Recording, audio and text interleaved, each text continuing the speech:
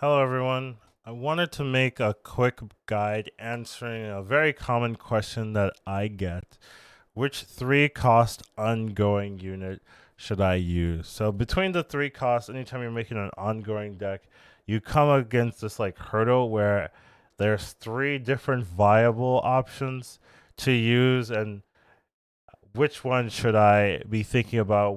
Why should I pick this card over another card? And I have some thoughts on the matter, and I just kind of wanted to break it down a little bit. So, first card we do have up is Punisher. So, this is a card ongoing, +1 for each opposing card at this location. I want to say that this card, in my mind, I call it like the bot card because I basically only see bots play it. I know you might like the card and you're like, what do you mean I like the card, I play it. But really at the highest levels you don't see this card as much compared to the other two. The reason being is that this card gives all the power to your opponent, right? They get to choose whether they play into that location and whether you get uh your max power, right? So all the cards have this 6 power max, but this is the one card where you don't have priority on how you get that 6 power. So I don't like this card too much. I pretty much only would recommend it if you're doing some type of ongoing surfer deck or some weird thing. But pretty much, I think it's the weakest of the three. Um, and especially if they are playing into that location, they're gonna beat you in power essentially, right? Like the best case scenario is you play this card and then you don't play into this location, and that extra power is enough to deal with the cards that they play. But if they're playing 4 cards in that location, get your 6 power, they're beating you. So it doesn't pay for itself or anything. There's no like real benefit to playing it. So I definitely think it's the weakest of the three. Next up, we have Captain America.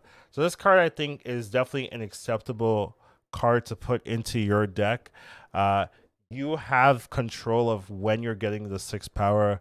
Whenever you play other cards in that location, they gain +1 power. So essentially, you play 3 more cards to this. It has a 3 cost base, and you play 3 more cards, you get your 6 power. So I think this is definitely acceptable. This is more of concentrated power. A good ongoing if you must win the location you're putting the Captain America in. Definitely a strong option. Not as bad as Punisher. You have the control. It's a good card. So it's not my favorite out of the three, but it is acceptable. I wouldn't mind it. I see it a lot. So definitely an okay card. And then the last one we do have is Mr. Fantastic. So I obviously like this one. This is my favorite of the three. Reason being is that you spread the power out, and that's actually very powerful. It allows you to contest locations you're not contesting, and there are a couple locations that most players don't get access to. They're not playing move. They're not playing power allocation to different lanes like claw. So Mr. Fantastic, even if you're not really paying attention, can apply this hidden pressure to your opponent where they have to play into every lane if they want to contest it. So definitely I do like it. All of the cards give you 6 power.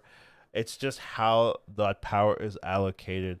Captain America concentrates into one. Mr. Fantastic spreads it um, across the 3 lanes. So I do want to kind of talk about what locations Mr. Fantastic is actually good in. Here I do have a couple of the locations that Mr. Fantastic is good in. Cal or Kill, the one where can't play cards after turn 4. You just drop this. Now you have some power there. They have to play something there. Flooded's also good. You have some power in the flood location, right? Same thing with Death Domain, Altar of Death. Cards get destroyed, so it's hard to put cards in there. All these really Spectrum Santorum, same thing, right? You can't play cards in, so one of the best ways to get some power in there, you can single-handedly win a location with Mr. Fantastic. Uh, if Spectrum Sanctorum comes up and they can't contest that. So that's really some of that hidden power where it can win you locations by itself. That's the type of card I really like. Captain America can't really do something like that. TVA is actually pretty good as well because it means that you're playing into every lane. So TVA, you don't have a lot of time to play your cards. Uh, Mr. Fantastic on 3 can really contest every single lane, so they have to play something into every lane if they want to contest. So that's also really good. Rickety Bridge, same thing. Turn 6, you can play the Mr. Fantastic, and then if you also play something in the Rickety Bridge on 6, both cards die, but you have that 2 power. And the Nexus is not like, it doesn't win you the location, but you get 2 power for free, plus you get the 4 that you're playing into the Nexus. So that can be really powerful. The one like really bad location is Bar with No Name. Right, if the bar is mid, then you can't play the Mr. Fantastic at all. But a lot of times bar will be either on the left or the right, and you can just play the Mr. Fantastic on the other side. So it's really, there aren't really any disastrous locations with Mr. Fantastic, and it's just very, very applicable in a lot of your games where this is like a powerful card to win you a location. So definitely think Mr. Fantastic is the best of the 3, but Captain America, I would say, is also acceptable. It's really just the Punisher, which is a big no-no. It comes into new players' decks, right? So I think new players' decks have the Punisher in, and that's like a huge bait. I feel right, getting you to like the card, and then it turns out that this card's not actually that good at higher level play. So that would be my thoughts. A quick video. I want to do something quick after the long tips and tricks video. So here's just my review of the 3 cards, the 3 ongoing cards that you can play. Another example, you could play Cosmo. You know, Cosmo's maybe just the best one. Good boy, but yeah.